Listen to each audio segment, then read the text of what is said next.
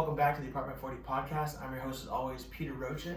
Today's co-host is actually my brother coming back from Flagstaff. How's it going, Anthony? It's going great. Thank you for having me, Peter. Yeah, thanks for coming on the set. Hope you enjoy it. Today's guest is actually a friend of both of me and Anthony's. We knew him from high school and has gone through such an incredible and life-changing experience. And he's come on the show today to help share that, shed some light on the things that have happened to him, and hopefully answer some questions that I've had, and I'm sure a lot of you have had. So welcome to the show, Dez Del Barba. How's it going, man? Good, man. Appreciate you for having me. Yeah, thanks for coming on. Yeah. Let's get into this. Cool.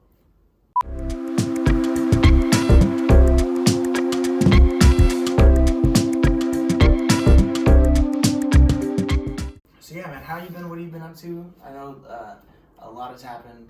Yeah, man, I'm good. I'm in SF right now. I go to UCSF now for medical appointments and stuff. I'm still active duty, so I'm going through it's called the MEV process. Mm-hmm. So basically, when a soldier is like injured and they're not fit for duty anymore, they will medically retire them. So you go through this whole process of like, I want to be rated for all this stuff, and then basically you just gotta wait for your ratings. So it's just a long, lengthy process, honestly. But you're still going through that right now? I'm still going through that. Yeah, they started it initially in June.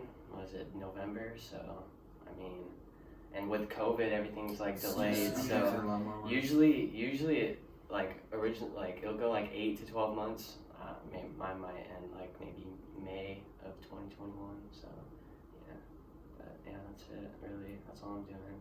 I'm taking a class, getting back from school, which is hard, but I'm doing it. Like I have when I left, I had 8 classes left. So you left. Where'd you? I went to Sonoma State. Okay. So what were you studying out there? I was in business management. So yeah, so I left spring of 2019 to go to basic training, and then For the Marines? No, it was Army. So okay. yeah, so what happened was, I've always wanted to join the Army. My mom did 23 years, my aunt's, still in Lieutenant Colonel, my cousin's Air Force. I was just military family, so it's always been a goal of mine to be an officer in the Army. Mm-hmm. So what I was going to do was, okay, so in order to be an officer, you need a degree. So, and I was just I'm ready to take a break from school. Honestly, I was kind of just Yeah, I feel like a lot of people were hitting that. I was just, I was just honestly over it. I just wanted to, just do something different. Just a change. So I just enlisted. I was going to go to basic training, complete that, come back I was going to be on National Guard orders, come back, complete school, and then I was going to go to OCS in Fort Benning. Obviously, yeah, that didn't happen. So what exactly, for the people that don't know, what exactly happened? So I went to Fort Benning, January 7th, 2019. I was week 5 in basic training, and I started feeling sick. My throat was hurting, my legs were painful. So this is week 5, so it's probably February. The first day I try to go to sick call. I need to go to sick call. My throat hurts, whatever. Drill sergeants are like, no, you don't need to go. You're gonna miss. You're gonna be recycled, and recycled means you're gonna have to do it all over again, basic training. So obviously I'm like, fuck no. Yeah, no one wants to do that. And so I wait a day, and then the next day I go to a PT because my legs are hurting. So I figured, I was like, maybe I'm just sore. So I go to the PT, and he's like, yeah, I don't know. He's just giving me massages, bullshit to do really. He's not a doctor, so, but you could if you looked at that time, you could tell something was wrong with my legs. Was there it was they were swollen, they were swollen, and but he said nothing was wrong, so whatever. I go next day, right? I go to sick call now, and then I get a strep throat test, and she swabs my throat, and she's like, okay, we're gonna have to wait 3 days for results. So I'm like, okay. She's like, here's ibuprofen and throat lozenges. Dude, literally that, yeah. All this time it's something wrong with your legs. Yeah, well, yeah, it's my legs, right? That's what ibuprofen's for, and then for the throat lozenges, it's for my throat. So she said 3 days, you'll hear a result. If you're positive, we'll have you come back, we'll give you a penicillin shot.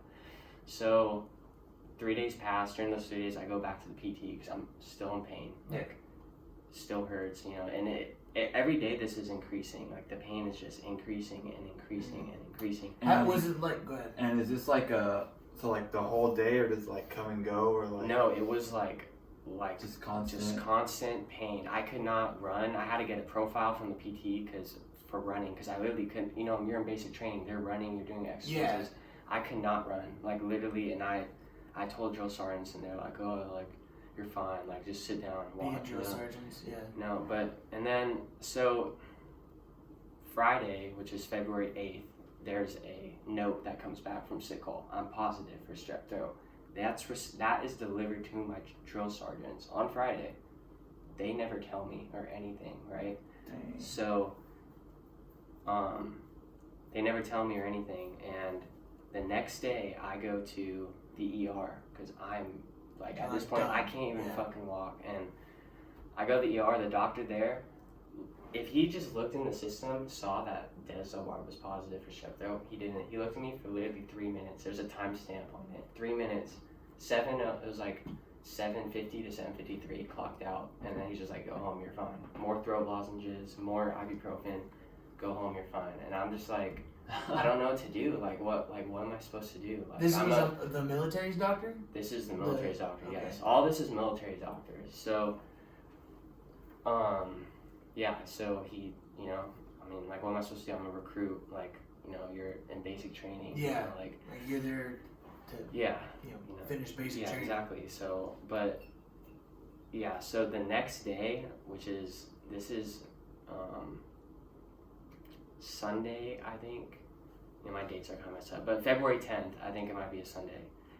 That's when I go to the ER, like the actual ER again, because I'm just in so much pain. They literally had to give me crutches to walk out of the barracks room because like a crutches guy from a dude who broke his foot. Like I'm using crutches like just to get into the fucking car so they can. And then they're not even your crutches. Yeah, like, you're borrowing someone's crutches. Exactly. Obviously something's wrong. Fuck. So we fucking get to the ER, and I thank God for that fucking doctor because he like looked at me and he actually fucking knew what was going on. He's like, we need to fucking get him surgery right now.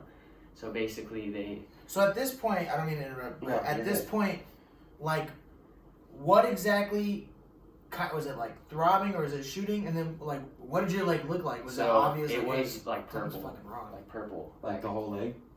Yeah, like on my left leg, which is the one that got amputated. That one was purple, like from maybe like the eye down, and then my right leg was pretty swollen too. You know, both swollen, purple, discolored. You know, just not normal looking.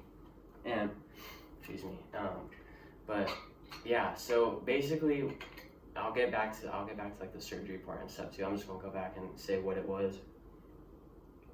So basically, I had strep throat, right? So if strep throat goes untreated for a certain amount of days, it turns into something called necrotizing fasciitis. So, and that's a big word. I didn't even know what it was either until they told me. But I'll see if I can put like it on the screen. Yeah, but so basically it's a Flushing disease. It's a Flushing bacteria. So what happened was, since they didn't treat me for strep, the strep throat bacteria, it went septic into my bloodstream and then it turned into NF. And necrotizing fasciitis, it eats away, like it moves 1 inch every hour, like in your So flesh. it's just creeping. Just eating away at your flesh, eating away at your muscle, tissue. Alex everything. Smith had that. For Yeah, Alex Smith had that. Yeah, He quarterback for the Washington Redskins. Yeah, he's back playing though. the too. Washington That's pretty football cool. team. Yeah, It's 2020. he had like a super bad so it's like leg break. Yeah. He had to get like 12 surgeries because he had that. Yeah, and you can get it. You can get it through bacteria, like through surgeries, like dirty needles and stuff. So basically, is it just the strep virus, or is it like any virus can turn into necro? I know. Fasciitis. Yeah, necrotizing fasciitis. I know it's related to strep A, like when it goes untreated. So there's I think there's 3 ways you can get it. You get it from if you go in like a dirty lake, and you have like a fucking cut or something, and you go in a dirty lake. And get that. I've known people that have gotten that, and then there's people like Alex Smith who can get it from surgery, like dirty needle. Yeah. And then there's people like me who get from strep A going septic into your bloodstream and then just turns into necrotizing fasciitis and just eats away. So basically that's what I had. So so you go back and you look at how many times I went to sick call, how many times I went to PT. If they just check their system, check that I was positive. Like at any point, literally one one shot would have like literally prevented everything. Like one penicillin shot. Like, just someone giving a shit for like more than 5 minutes. Yeah, exactly. So the first day I go to the ER, right, and the doctor's like, you need surgery. So they put me out, and then notify my parents, girlfriend, friends, everybody, and then basically they're telling them what your son's going into immediate like surgery. You know, we gotta debride, the infection out. That because he has necrotizing fasciitis. So that happened at Piedmont, and then literally I think the next day, which is I think February 12th, they medevaced me to University of Alabama, the burn center. Mm-hmm. So necrotizing fasciitis, the way they treat it is they have to go into basically whatever area was infected, and they gotta literally pull out chunks of your tissue and muscle basically. So it's like just rotten. Yeah. So basically, when they do that, they have to skin graft everything after because everything's gone. Your skin, your tissue, your muscle's gone. So they have to skin graft it. So you have to be treated basically by burn doctors. Yeah. Because it's the same thing. So it's not the same thing. Burns are different, but in a sense, the injury like skin grafting is what burn doctors do. So send me to University of Alabama, and then I'm out. I'm still in the coma, and then I think. And this is all happening. Like, what's the time frame on this? This is like weeks, or no, this is happening within 2-3 days. So wow. So February 10th is when I was, taken. Realized that diagnosed, I guess, and then February 11th and 12th, I think I was at, and 13th I was at University of Alabama, and then they medevac me on the plane to BAMC, which is Brooke Army Medical Center, which is in Texas. So that's where I woke up and everything and realized what happened, and like obviously what the first thing emotion is shock, and like anger and like just pissed off, basically sad, like it was like really emotional for me and my family, like for sure. So but I mean, and here's the crazy thing, actually I didn't mention this. So when I'm in the ICU, right, they get a call from someone at Fort Benning. My whole company, there's 56 people positive. So 56 people positive had strep. In the whole battalion, there's like 245 people that had strep A. Fort Benning bought $1.7 million worth of penicillin shots and gave it to everybody in that whole brigade. And you were the guy. And I was the guy that fucking like made it. Basically, a kid died actually from the same shit. Wow. He died. His name's Private Christopher Haas, and he passed away a week before everything happened to me. So there was literally a pandemic going around in Fort Benning, like inside strep throat. Of strep throat. Yeah, it was crazy. So yeah, they didn't do their job. One simple shot that would have cost $5 would have prevented everything, and then they had to spend $1.7 million just to prevent it from happening to anyone else. And on top of everything, having a soldier die, and then everything that's happened to you. Yeah, and I mean, it was, definitely crazy. When we got to Texas, like, I was in the ICU for 100 days, on the dot, 100 days in the ICU. So, like, I had 24 surgeries done on me, 24. And those are all skin grafts? Yeah, so basically, they amputated my left leg. They did it twice. They had to do it twice. The first time, it was below knee, and then they realized I wasn't responding well, so they had to go higher. They gave me 30% chance to live, basically. So once they amputated, I started responding better to the medications and like everything. But so 24 surgeries. Yeah, what they were was basically skin graft surgeries. All of them were. So basically, the right leg they were able to salvage. They debrided it down. Literally, it's like mostly all skin grafted from my ankle all the way up to my upper thigh. It's skin grafted 100%. So they labeled me like 55% skin grafted on my body. So Fuck. so they had to do, yeah. So most people think like it's just an amputation. No, and they just like not. fucked you Yeah, up. no, and it's really not. I always say my prosthetic leg's my good leg too, because my right leg it's beat. So I was gonna ask that, like, Yeah. where were these like cadaver skin grafts, or this is all you No, these are full thickness skin grafts. Yeah. from you? Yeah, from me. Yeah, I didn't get. They took the skin from my chest and back donor sites, which hurt like a bitch. Like they. Because not only are you trying to recover your leg, but now they just Now I have grafted. chest and back skin donor sites, which eventually over time go back to like normal skin, but skin grafts never do. They'll always be like That's scarred, scarred. scarred and stuff. So, yeah, and then a lot of PT basically every day at the hospital and stuff. So yeah, so that was gonna be my next question. It's like, how has your recovery been? As Yeah, far as so after everything that's happened. So in the hospital, basically they, PT, OT every day except for Sundays, I think. But they make you do that so like you don't get stuck in bed basically. Yeah.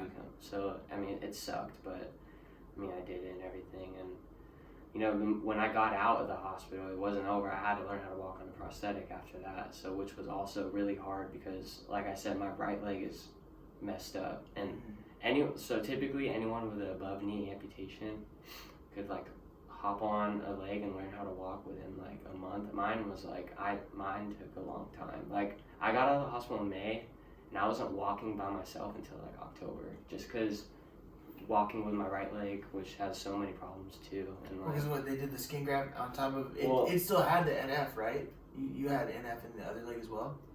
yeah, the other both legs, yeah. So both legs, So the PT, it was months of just basically learning how to walk on a prosthetic, regaining strength, like just I had to walk with a brace on my right leg because my right leg has drop foot, so like you can like fluctuate your ankle, right? I was gonna And ask. I can't. It's like when you step, there's like a nerve and like muscles inside your foot that like let it be able to go down like slowly. But so if you don't have those, and so like once you step with your heel, so like the rest of your foot just like flops down. Yeah, so I don't have any like ankle fluctuation basically, so I can't move it up and down. So like, Fuck.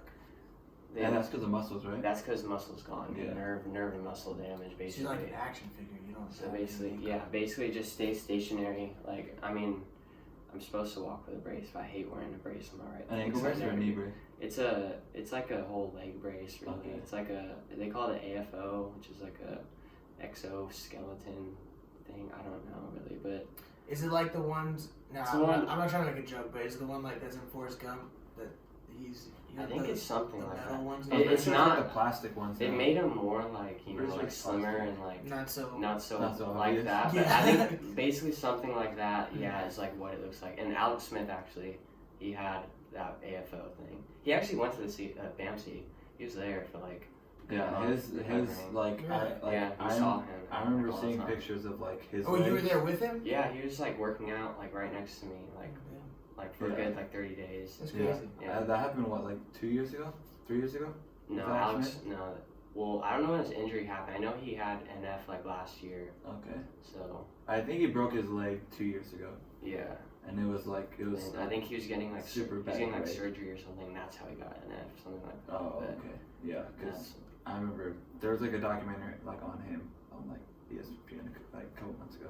Yeah, That's he's back talking about he's it. back in the league and stuff, which is pretty dope, honestly. But yeah, sorry, I probably like rambled on and probably like No, it's keep okay. I going, mean, like, that's point to point. There's just a lot. that's so, what I was yeah. gonna say. Like that's why we brought you on. Like, Yeah. It's a lot to unpack. I'm sure a lot of people have a bunch of questions that Yeah, no, don't get the sure. chance really to talk to you. Yeah. And so, I mean, I know when I was telling people like, oh yeah, I'm gonna have Dez on, and they're like, well, what, how's he doing? And I tell them like, oh yeah, he lost his leg, and they're like, what? And I have to go through and explain everything, and I'm Yeah. like, it's a lot. And Yeah. even I only know like what's on Facebook and what's Mhm. you know the little bit that I've seen. And there's like more to like I said, like there's that whole pandemic situation at Fort Benning. No one really knows that how like I was like basically denied care at sick call. Basically just all that stuff happened too. Like everyone really just thinks, oh, he like lost his leg from a sickness, he got sick. But there's so much more to it as to why it happened. Like That's stuff that it was preventable basically in a sense. It was 100% preventable. Because I mean, in my head, like before I really got to talk to anybody that like knew what happened, in my head I just had this idea that like, because all I heard was you were in basic, you caught a flesh-eating bacteria, and you lost your leg. Yeah. So in my head I was like, all right, well he's going through training, he's probably like in some mud or something, and he has a cut. Yeah, no, I had no cuts on me. It was all strep A. And I was gonna say, I was like, for them to know, like, hey, then you went in and got tested, and they're like, yeah, he's got strep. So I went, it's on record that I went into sick call 4 times, literally, and just told to go away. Basically just told to go away. So it's just like, and that all happened within a week, too. And I would go 4 days out of the week saying something's wrong, and they're just going to keep sending me back, like, not give me anything, like, something obviously wrong. Yeah. And the messed up situation is like we as military members, like there's something called the Ferris Doctrine, which we can't sue the government for what they did, basically. So let's say like you or Anthony like go to a civilian hospital and this shit happens to you guys can sue them and get, like misdiagnosis and stuff. And like you'll have a whole like lawsuit going against them, and like those doctors would be fired, etc., etc. Like even with prisoners, like my dad works at CDC, so there's prisoners literally have that right, like, but military members don't. So like if a prisoner went to the doctor at the prison and then he was denied care, he could sue him, and we can't, which is pretty messed up. So that's like what we're doing right now. Me and my family we're fighting, trying to fight the government to try to overturn that Ferris Doctrine. Other families are involved too, but so that's like what we're doing right now. I was gonna say, like, go ahead. My bad. No. So you're good. Because I was gonna say, like, for the government not to have any claim at all. Well, they just like. I understand the reasons why they would say that, like, to cover themselves and if you were to die in battle or something were happening in battle. Well, yeah, and that's like what. But even if you were to like die in battle, like obviously there's that black and white. Like you join the military, you raise your right hand, you're risking your life, right? Like, so like you sign, you're basically like say like I'll protect and defend the Constitution, basically, and there's obviously militaries that like die every day, like risking their lives, but then there's like the situation that happened to me and other kids too, like Private Christopher Haas, like. How are you not gonna like take care of us in a training environment? Like, we're not in Afghanistan. We're not in Iraq. We're in Fort Benning. We're in the States, and we're not even like we're barely even soldiers yet. Like we just started, and like they're not even going to protect us really. Like they're just gonna like treat us like that. I mean, like it's just crazy, honestly. Like how. There's that law that just just kind of just covers their ass and it just leaves them in the dust, basically. Like we're fighting.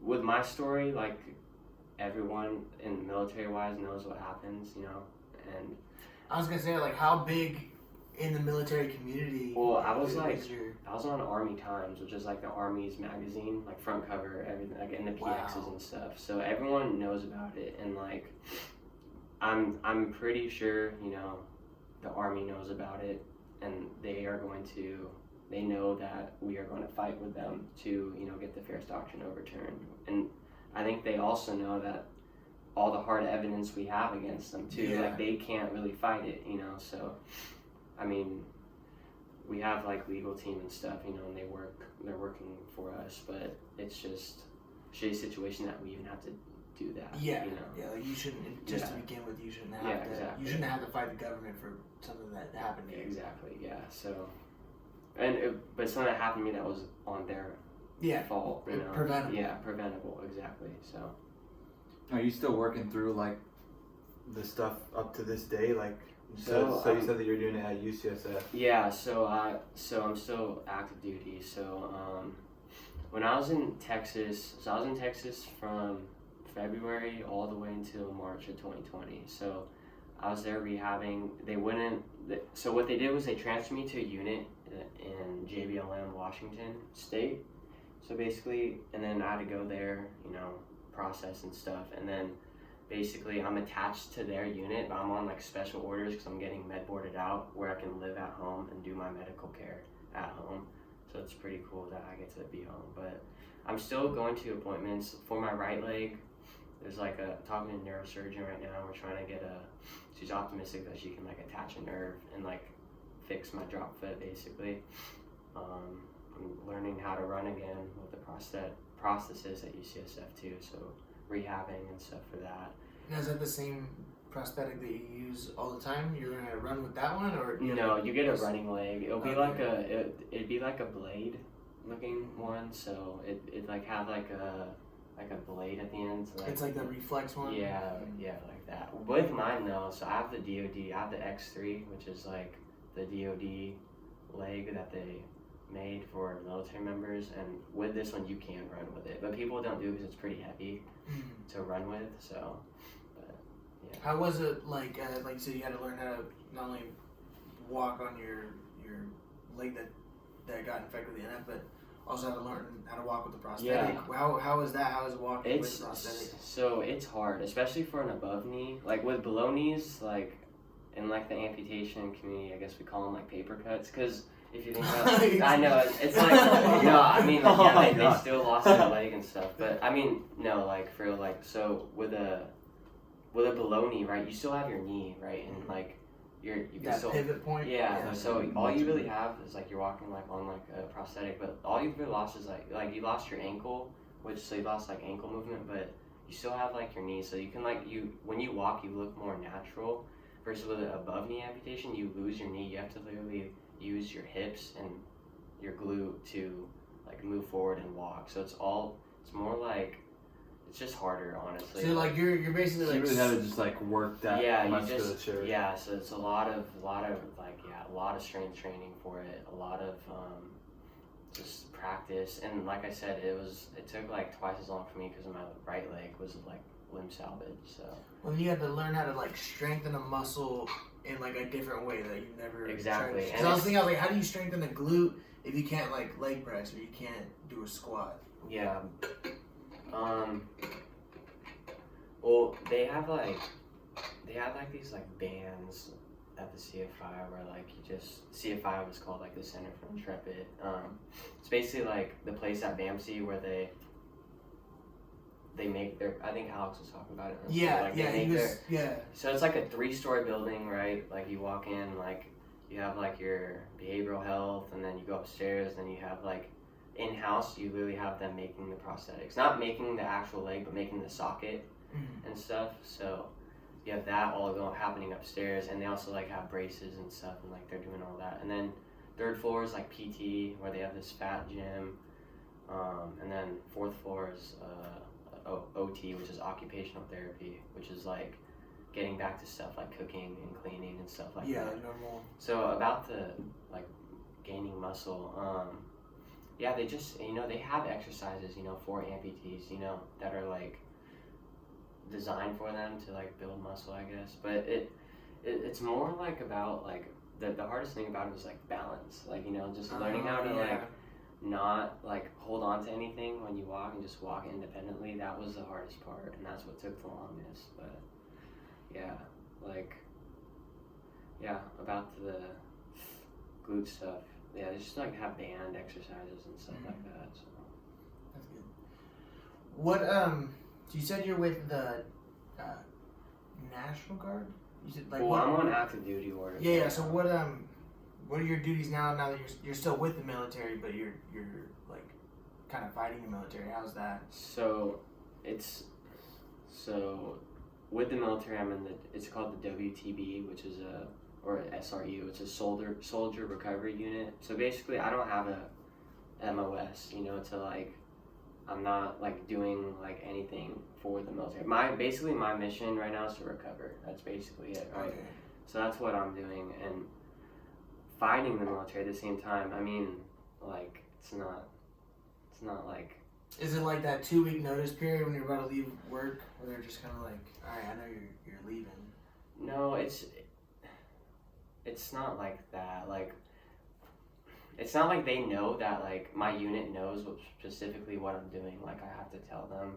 I mean, obviously, like, still being active duty, you can't say certain stuff, and like, you know, but, I mean, yeah, I don't really know where I'm going with this, but, yeah.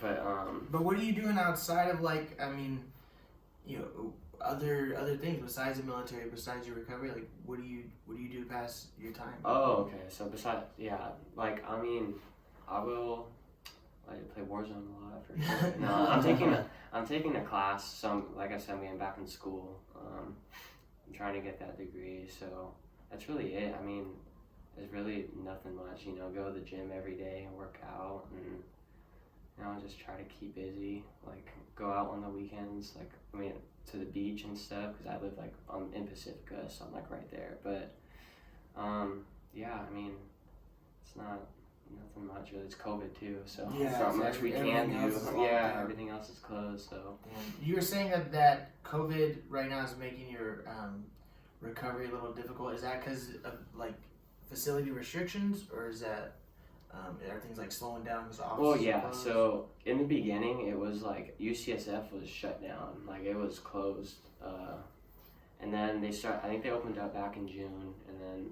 But it's just like getting appointments is just like it's just harder because they're doing more like social distancing, so they can't have a lot of people come in at once. You know, they got one person come in at a time.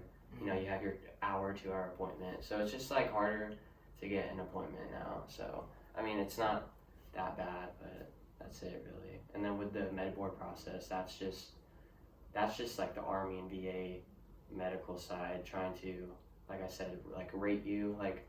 For your like obviously I'm gonna be 100% disabled, but anyone else that goes through is like, you just basically go to the VA and you're like, I want to claim PTSD, I want to claim my elbow that I broke while on duty, and they will rate you, and then they'll medically retire you, and then give you like a lump sum of money. Is that each month. based on your rating? Based on your rating, you'll get a certain amount each month for forever, basically. So, yeah. How has the I know you mentioned the amputee community. Mm-hmm. How has that been? How is that community? Yeah, I'm assuming that most communities are welcoming at first, but how so when I got to CFI, like literally everyone knew who I was, and I didn't even know who anyone, because like everyone just heard my story, you know, and like I was like the spotlight, I guess, and like which I didn't want. So like everyone was visiting me, everyone was saying what's up to me, you know, talking to me, which I appreciate 100%. Like, they're awesome people over there for sure, and they're just, I mean, it's like we have like support groups and stuff, and it's just, you know, it's a great community just to be in. Like, when you're going through something like that, just have people to talk to, people that you can relate to you, you know? So that's the cool thing. But yeah, I mean, yeah, the amputee communities, they're pretty cool guys, honestly. Obviously I'm not in Texas anymore, so, but I still play COD with some dudes, you know, just like that. But there's some good people in Texas that I met for sure, like, you know, the doctors and nurses, like the ones saved my life basically, and then, you know, the PTs and the processes, the ones that made me walk again, you know, allowed me to walk again. Like, I'm super grateful for all of them, like 100%. Like, and the buddies I met there that were also, you know, recovering, you know, awesome people. Being able to like connect with someone like that. Yeah, but the thing is, like, everyone there like is like different stories, like different injuries. You know, like my boy Blake. You know, like he got burned and like all of like gas fire. You know, and that dude's like the most positive dude I ever met. And like he's like the most awesome dude ever. And like he's like we would hang out all the time over in Texas. So yeah, he's pretty dope. There's just good people over there. That's good. Yeah. You're again, you mentioned your Facebook page. Yeah. Now do you run that, or do you have some? No, my girlfriend runs that. Okay, yeah, okay. She runs it. What's what can people find on that? Like, so if you go to that Facebook page, man, like you guys can find basically my recovery from day one. You know, you see the timeline of everything that I accomplished and stuff going through. You can also see, you know, there's stuff about how to get in contact with your local congressman or woman, you know, asking about the Ferris Doctrine, asking to, you know, take it away, basically. You know, there's formats on that everyone can do to try to do that. But yeah, that's basically it. The Facebook page is recovery page. Just good for information for everybody. You were just saying that you had your heart surgery at UCF, your open heart surgery? Yeah, I remember it was like my freshman year of high school, and not to bring this the attention to me, but yeah, I went to go get a physical for wrestling my freshman year of high school, and they were like, you ran a whole bunch of tests and basically told me I have to have heart surgery or it's just so like a matter of time before my heart fails, I guess. And that was in November, and then I turned around and had the surgery in February, and yeah. Oh, so like UCFSF, they're nice. It's a like nice hospital. I'm pretty sure they're rated number 3 medical hospital in the nation. I think they're really good, really good. I think they're super well known. Yeah, too. they're super well known. They're up there with Stanford and Harvard and stuff. I'm pretty sure. No, I've been lucky enough not to have to go to anything like that. Yeah, no, that was pretty crazy. Sorry, sometimes there's these dead moments that you're trying to. Dude, I didn't know that you had to go through and filter out this much. I thought it was just a smooth Not all the time. Sometimes sometimes it's really gappy. With Alex, gotta cut out 5 minutes at one time. Well, what sucks is sometimes what will feel like holy fuck, dude, we're just sitting here for how long? When you go back and listen, it's 3 seconds. Yeah. It's 1 Mississippi, 2 Mississippi, 3 Mississippi, and then someone starts talking, and you're like, oh, that wasn't bad at all. Yeah. So you can just cut a little bit of it, Yeah. or there's another videos that I'm trying to do where those green boxes that I'm using, it's a mystery tackle box, like a fishing thing you get in the mail, and you try and edit it. Or I'm opening it and I'm talking to the camera, whatever, and you go back and it's probably 20 minutes long, and you can chop that up into 3 minutes because it's just how much either I'm saying or I'm doing something. And it's so much editing. Like I'm finishing one right now because it's not only luckily. So I just realized we were recording, but I never turned that on, so the microphones were never recording to begin with. So I was there's a bunch of stuff I still gotta tweak and fix, and I'm hoping to get another camera so I can stop using my phone. But no, there's a bunch of stuff that needs to go down. Well, that's cool though, for sure that you're doing this. It's really dope. Yeah, no, I appreciate it. It's going hard. I'm trying. Maybe we'll see on Hulu right. What's it called? The chicken. Oh yeah, the hot ones. The hot ones, yeah. Do you like that one? So you first saw Hot Ones on Hulu, or you saw? No, I saw it. I knew about it a while ago. I just noticed that they were just on Hulu. Okay, you guys got added to Hulu. Me and my girlfriend were watching it, and I was just this is hella funny. Dude, Hot Ones is hella. It's a great idea. Whoever. Well, I don't know if the host himself came up with that show, but I know it was a really small YouTube channel at first, and then it got picked up by or it might have been started by First We Feast, which is another food kind of channel. And I saw it the other day too on Hulu. I was like, oh, that's tight. But I guess if you make it to Hulu or Netflix, you made it. Yeah, that's it. You did it. It's not about. Keep working, bro. We'll see you there. One day. We'll see. It'll be. I won't have to worry about switching out. Yeah. Batteries and you have people doing it for you. Yeah. People watch the whole hour. Because all the time I'll be like, did you get a chance to watch podcasts? They're like, well, I saw the first 10 minutes of it. I'm like, you don't need to it's okay. I'm just asking you to saw some of it because I'm like, recording in front of a live audience. Yeah, I'm like, I don't expect somebody to sit there for a whole hour and listen to just me ramble about nothing. Yeah. So. In front of a live audience. A Power 40 podcast. We had a couple ideas how we wanted to do it. If we were just gonna start it like this, or if I wanted someone to come to the door. I'm sure things are gonna change. Spotlights. And actually, the set's missing. I always forget the black curtain that goes over. This is always the last thing I forget to put in. And I was like, in the beginning of the podcast, we're sitting here talking, I look, I'm like, oh, fuck. I'm like, that's exposed. Because the wires, like, tuck into Oh, here. yeah. But I can always just change, like, the camera sites. Yeah, you gotta start somewhere though, man. Yeah. So, you know, everyone has like a, There. you know, own journey, I guess. So you just Yeah. gotta start somewhere, and you know, it'll happen. Just patience. Yeah, that's cool. That's cool. But that's good. Do you have any plans, like, for your degree that you're getting? Man, I don't know, really. I mean, I knew you were gonna ask me this too, and I was like, damn, well, I can't say this. Yeah, like plans for next Trying to, after like, think after of the I- questions like that he's after, gonna ask. like after I get out of the army, like I have no idea what. Like, I mean, obviously finish school, but I don't know what I want to do for work. Honestly, like, really, I don't. I have no idea. So That's a pretty big, like, yeah. because I mean, what you were saying earlier, how, like, that's always been your dream. Yeah, well, yeah, exactly. So, like, something that, like, I've always had a plan for in life, and, like, it's obviously taken away and gone now. So I have to, like, rethink everything and reroute, so. And then in a new condition. Yeah, in a new condition, too. Yeah, like, I mean, my life was literally flipped upside down, and I have to, like, also deal with my disability now, you know, like, learn that new normal, so. How's it's that hard. been emotionally, like, mentally?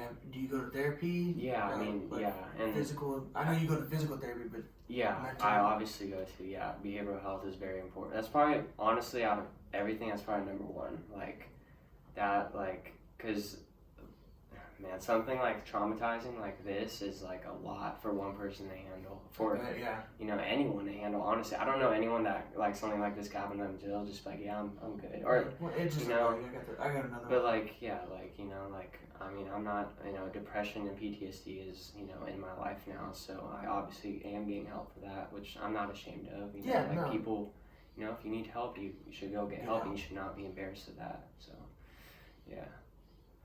That's good. Yeah. That's good that, because you were saying, when you mentioned your friend about his positivity, as soon as you said that, I was like, that's Yeah, a and, huge, you know, like, man, trigger. like, when everything happened, I was pissed. Like, I had the most negative outcome on life and everything. Like, I didn't want to do anything. Like, I hated it. Like, I literally hated it. I hated everything. But, you know, like, I realized, like, I'm really lucky to be here. Like, I am. So I really just gotta live life. I guess every second counts, you know, Yeah. every minute counts. Life is precious, basically, you know. That's why I realized life is basically, it's precious, and gotta live it up every day, you know. Just live, you know, be happy, you know, and just, What would you say is, like, your biggest motivator that gets you, like, through each day or through when you're going through something hard? Definitely my girlfriend, you know, Jules.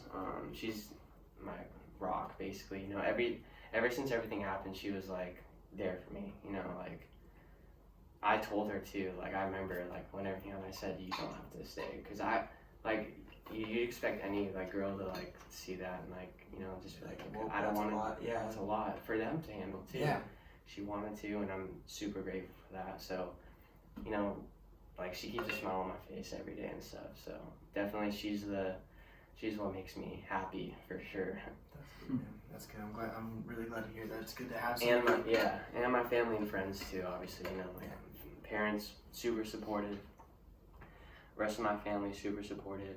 My friends like Alex, Bryce, Cody, Anthony, you know, they all came and visited me in the hospital, which was awesome. So that helped a lot. So, and they still, you know, always check in on me. And even my Alpha Psi fraternity brothers, you know, they also were very involved, like, cared a lot, you know, always texted me, asked me how I was doing, which really helped. Like, they probably don't think it does, but it does, you know. No, like, I can imagine. yeah, like, every I mean, little, like, person that hits me up just checking, you know, it means a lot to me for sure. So I'm grateful to have, like, that network, that, like, my friend group, my girlfriend, family, that's very supportive, because that just made everything, like, 1,000 times easier, like, going through what I went through. No, so. you didn't have to go through that by yourself. Yeah, and it's sad because some kids, like, over there, they do, you know, there's kids like my age that they don't have family like that, and it's very, like, sad to see, like, you know, like, but, yeah.